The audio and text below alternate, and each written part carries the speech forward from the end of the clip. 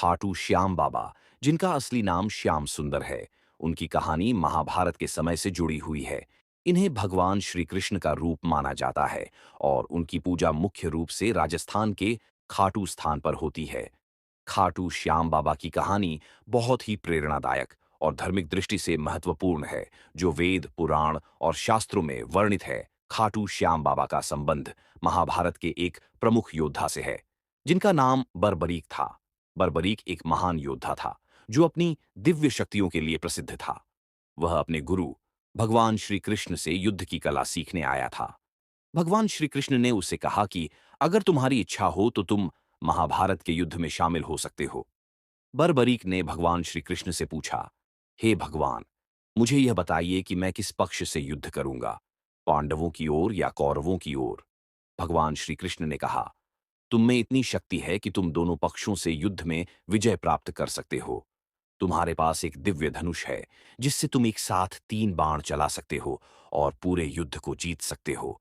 बर्बरीक का मन बहुत उदार था और उसने सोचा कि सभी को जीतने का अवसर मिलना चाहिए। इसलिए उसने भगवान श्री कृष्ण से प्रार्थना की और भगवान कृष्ण ने उसकी इच्छा पूरी की। इस प्रकार वह महाभारत के युद्ध में शामिल हुआ, लेकिन युद्ध के अंत में भगवान श्री कृष्ण ने उसकी अद्भुत शक्ति को देखा और उसकी हत्या कर दी। भगवान कृष्ण ने कहा, तुम्हारा जीवन का उद्देश्य मेरा दर्शन करना था और तुमने वह पूरा कर लिया। इसके बाद भगवान श्री कृष्ण ने बर्बरीक के सिर को काटकर उसे अपने पास रखा और कहा कि तुम खाटू श्याम के रूप में प्रकट होगे। तब से वह खाटू श्याम बाबा के नाम से प्रसिद्ध हुए और उनकी पूजा श्रद्धा और भक्ति के प्रतीक के रूप में होती है। श्रीमद् भागवत पुराण में भगवान श्री कृष्ण के विभिन्न रूपों और उनके भक्तों की महिमा का वर्णन मिलता है।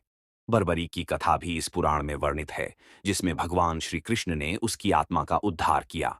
महाभारत में भी बर्बरीक की कहानी है, जिसमें भगवान श्री कृष्ण ने उसकी महानता को पहचानते हुए उसे युद्ध से पहले ही समाप्त कर दिया। महत्वपूर्ण उपदेश। भगवान श्री कृष्ण की कृपा से खाटू श्याम बाबा की पूजा से मानसिक शांति और भक्ति की प्राप्ति होती है। बर्बरीक का जीवन यह दर्शाता है कि भक्ति और आत्मसमर्पण सबसे महत्वपूर्ण होते हैं, न कि युद्ध में विजय।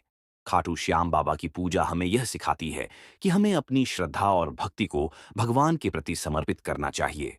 यह कहानी वेद, पुराण और शास्त्रों से जुड़ी हुई है